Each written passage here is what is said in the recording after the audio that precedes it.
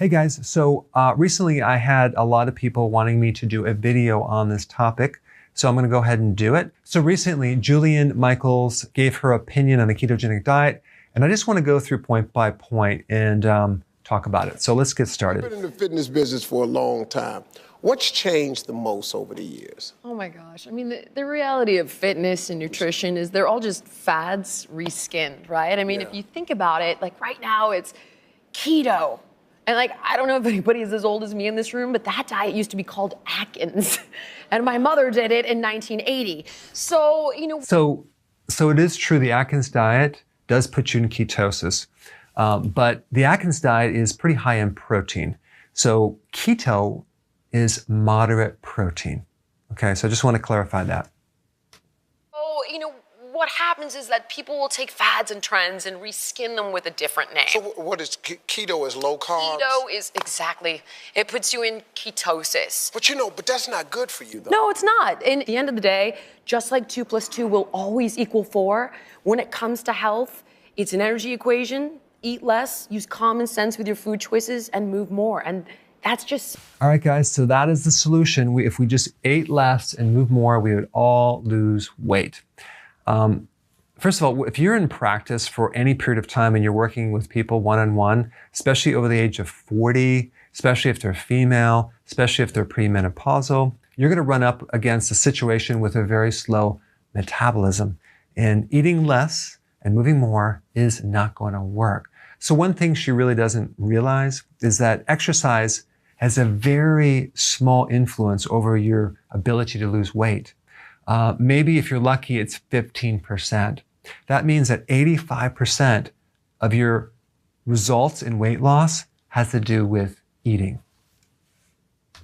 That's just simple science. You can't. Simple science. Okay, let me ask you this. With all the information that's out there, what's the biggest myth? I would think one of them. All right, let's go to another one. The keto diet. I don't understand. Like, why would anybody think this is a good idea? Your cells, your macromolecules are literally made up of protein, fat, carbohydrates, nucleic acids. Okay, so let's talk about that point. This is one of the million reasons why you should not do a ketogenic diet, because your cells are made out of fat, protein, carbohydrates, and nucleic acids. Most of your brain is fat. Most of your nervous system is fat. Most of your endocrine system is fat. And then the rest is protein. You actually don't have a large amount of carbohydrate that makes up the structural part of your body. Yes, it can be used as fuel, but it doesn't make up body cells. So if your brain and nervous system and muscles are mostly protein and fat, why wouldn't you want to consume a higher fat, moderate protein, low carbohydrate diet? The diet that she recommends is very high in carbohydrate. So what physical structural component of your cells are high in carbohydrate? There is none.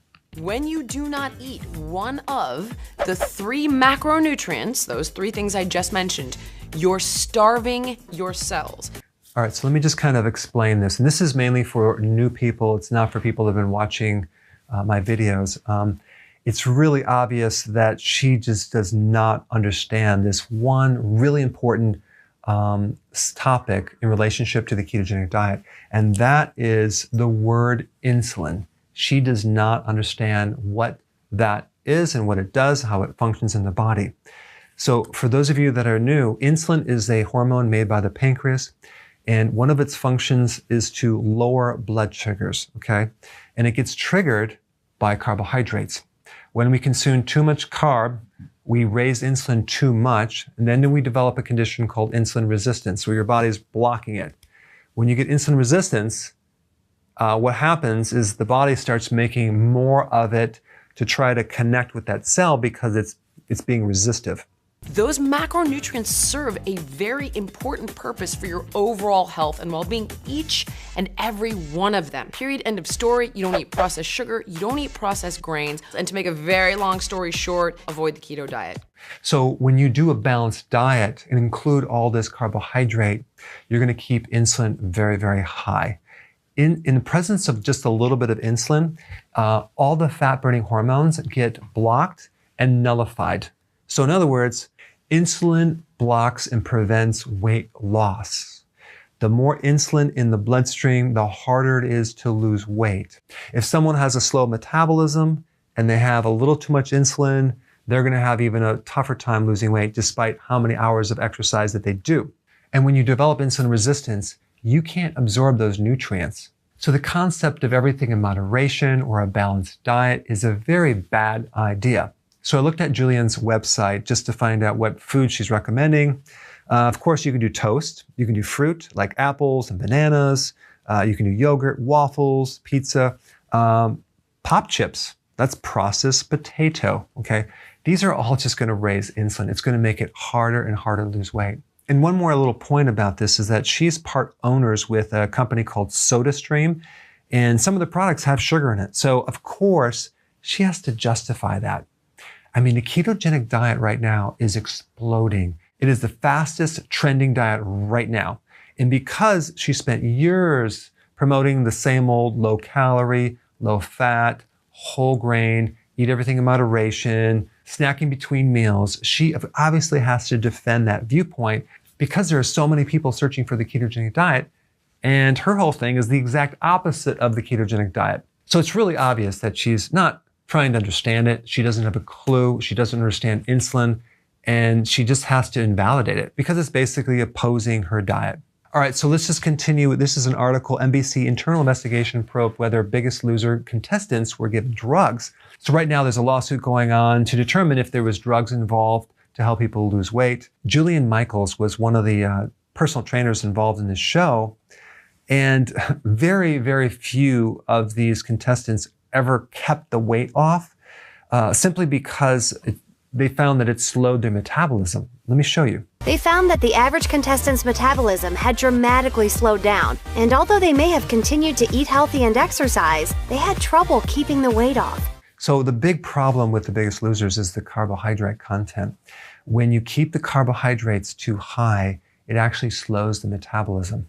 And even ketosis by itself needs to be done in a healthy way because it's not lose weight and get healthy, it's get healthy to lose the weight. Now that might sound really simple, but it's very, very effective, especially if you want to keep the weight off. So for those of you that are new to keto, don't get discouraged when you hear things like this. Learn the facts, understand why it works, how it works, understand insulin.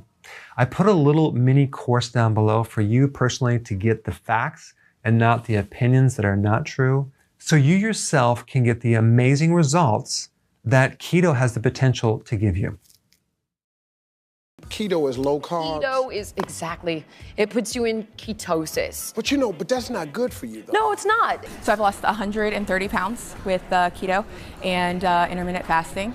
And I love it. I feel amazing. Little old me was on 350 milligrams of blood pressure meds. Every time I complained to the doctors, they just keep giving me more and more, and it wasn't helping me. So I decided to quit everything and do keto and intermittent fasting, and it is so working. I'm the healthier for it. I feel like it then added back 30 years to my life. I lost from July to November, I lost 60 pounds. You know what we need to do? All fat and animal protein. Ding, ding, ding. No, bad plan. I've been on keto since a year ago, January. I'm 76. I've lost 25 pounds. I've been following your plan for like the last 14 months, and I have lost about 40 pounds, brought back my A1C below 5.5, which is 5.4 now, and kind of reversed my pre-diabetes. And also lost my stomach inches about 8 inches. Wow. That's not bad. I've been doing keto since December, so I lost 42 pounds. I'm in maintenance now. I'm back to the weight I was pretty much in high school. Lost about 40 pounds. Wow. I've been on your keto diet since 5 months, and I've lost 50 pounds, and I'm in No, bad plan. Insulin dependent type 2, and I'm 72 years old.